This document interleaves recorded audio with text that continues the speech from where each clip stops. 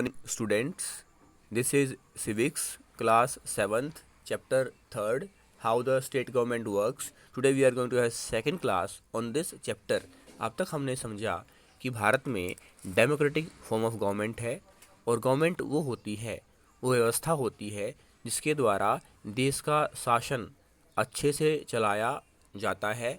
तो हम देखते हैं कि डेमोक्रेटिक फॉर्म ऑफ गवर्नमेंट में सरकार की जिम्मेदारी बनती है कि लोगों को सरकार अच्छी सुविधाएं शिक्षा के रूप में, स्वास्थ्य के रूप में उनको प्रदान करे। आज हम देखेंगे who is an MLA. MLA यानी मेंबर ऑफ लेजिस्लेटिव असेंबली, यानी विधायक कौन होता है।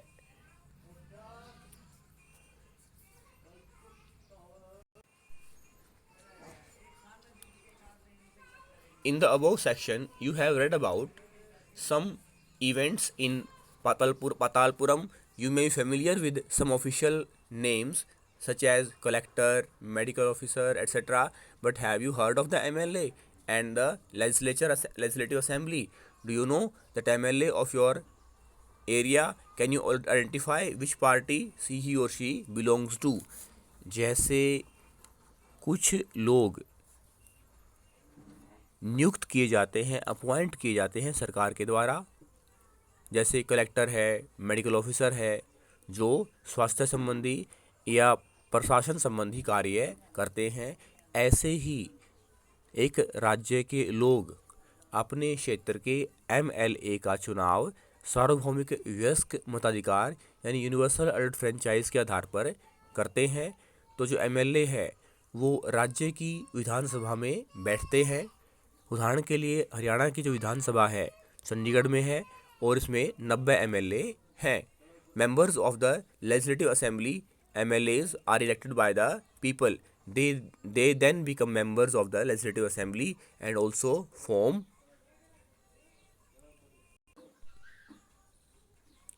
a government. हर 5 साल के बाद आम चुनाव होते हैं जिसमें लोग वोट डालते हैं और वो अपने क्षेत्र के एमएलए का चुनाव करते हैं और ये एमएलए जो होते हैं ये मिनिस्टर बनते हैं और राज्य का शासन प्रशासन में सहायता करते हैं। In this way we say that MLA represent people.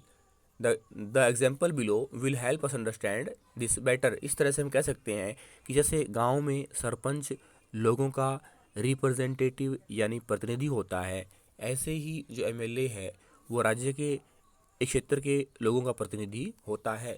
Every state in India has a legislative assembly. Every state is divided into different areas or constituencies. For example, look at the map below. It shows that the state of Himachal Pradesh is divided into 68 assembly constituencies. From each constituency, the people elect one representative who then becomes a member of legislative assembly. हम क्या देखते हैं कि हमारे देश में वर्तमान में 28 राज्य हैं और 8 यूनियन टेरिटरीज हैं यानी केंद्र शासित प्रदेश हैं। तो ये जो 28 राज्य हैं इन सभी को अलग अलग चुनाव क्षेत्रों में बांटा जाता है, फिर चुनाव होते हैं। उदाहरण के लिए हरियाणा को 90 कॉन्स्टिट्यूएंसी में चुनाव क्षेत्रों में बांटा जाता है। हम क्या देखते हैं, ऐसे ही हिमाचल प्रदेश को 68 असेंबली कॉन्स्टिट्यूएंसी में बांटा गया है। You would have noticed that some people stand for elections in the name of different parties. These MLAs therefore belong to different political parties. और जो ये MLAs होते हैं, मेंबर ऑफ लेजिस्लेटिव असेंबली यानी विधायक होते हैं, ये किसी न किसी पार्टी से किसी न किसी राजनीतिक दल से संबंध रखते हैं। How do people who are MLAs become ministers or chief ministers? A political party whose MLA have won more than half of the number of constituencies in a state can be said to be in a majority. जब 5 साल के बाद आम चुनाव होते हैं और अलग अलग पार्टी के लोग अपने लोगों को, अपने नेताओं को चुनाव में भाग लेने के लिए टिकट देते हैं और जब चुनाव का परिणाम आता है उसमें एक पार्टी को आधे से ज़्यादा वोट या सीटें मिल जाती हैं तो उस पार्टी के नेता को, बड़े नेता को, मुख्य नेता को जो है चीफ मिनिस्टर बनाया, मुख्यमंत्री बनाया जाता है। The political party that has the majority is called the ruling party and all the other members are called opposition. इस तरह से हम देखते हैं जिस पार्टी का नेता मुख्यमंत्री बनता है वो रूलिंग पार्टी यानी सत्तारूढ़ दल कहा जाता है, और वो लोग जो ज़्यादा सीटें जिनको नहीं मिल पाती उनको अपोजिशन पार्टी यानी विरोधी दल कहा जाता है। For example the legislative assembly of the state of Himachal Pradesh has 68 MLA constituency.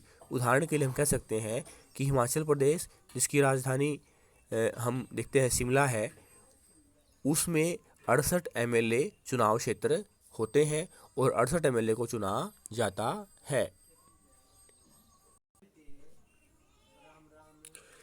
Candidates from various political parties won the 2017 assembly elections and became MLAs. Since the total number of the MLAs in the legislative assembly is 68, a political party would have needed to have more than 34 MLAs in order to gain a majority. The Bharatiya Janata Party BJP with 44 MLAs had the majority and it became the ruling party. All other MLAs became the opposition. In this case, the Indian National Congress (INC) was the major opposition party since all had the largest number of MLAs. Since it had the largest number of MLAs and the BJP, since it had the largest number of MLAs and the BJP among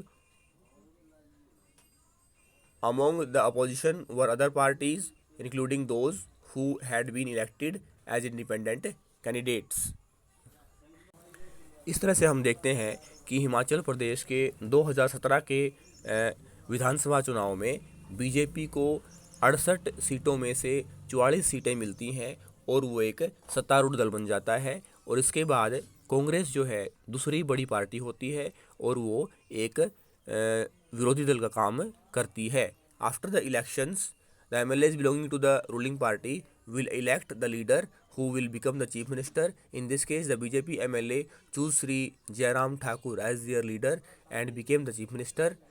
The chief minister then selects other people as ministers. After the elections, it is the governor of the state who appoints the chief minister and the other minister. तो हम क्या देखते हैं, चुनाव के बाद हिमाचल प्रदेश में 2017 के चुनाव में बीजेपी चुनाव जीतती है तो हम क्या देखते हैं कि वो दल यानी बीजेपी के जो बड़ा नेता है, मुख्य नेता है, उसको राज्यपाल के द्वारा मुख्यमंत्री नियुक्त किया जाता है, उदाहरण के लिए श्री जयराम ठाकुर को। और फिर श्री जयराम ठाकुर जो राज्यपाल है उसकी सहायता से और नेताओं को मंत्रिमंडल प्रदान करता है, जैसे एजुकेशन मिनिस्टर, हेल्थ मिनिस्टर करता है। और हम क्या देखते हैं कि ये राज्यपाल ही मुख्यमंत्री को और मंत्रियों को पद और गोपनीयता की शपथ दिलाता है। The chief minister and other ministers have the responsibility of running various government departments or ministries. They have separate offices. A legislative assembly is a place where all the MLAs, whether from the ruling party or from the opposition, meet to discuss various things. Hence, some MLAs have dual responsibilities. One as an MLA and the other is as the minister. You will read about this further. इस तरह से हम देखते हैं कि चुनाव के बाद मुख्यमंत्री बनता है, मुख्यमंत्री फिर और मंत्रियों की नियुक्ति करता है और फिर जो और मंत्री हैं उनको अलग अलग मंत्रालय, शिक्षा, स्वास्थ्य दिए जाते हैं उदाहरण के लिए।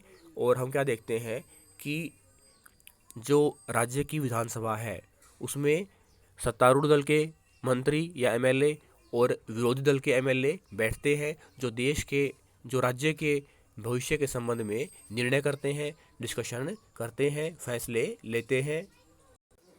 कल हम जानेंगे किस तरह से विधानसभा में बहस होती है, निर्णय लिए जाते हैं। थैंक्स।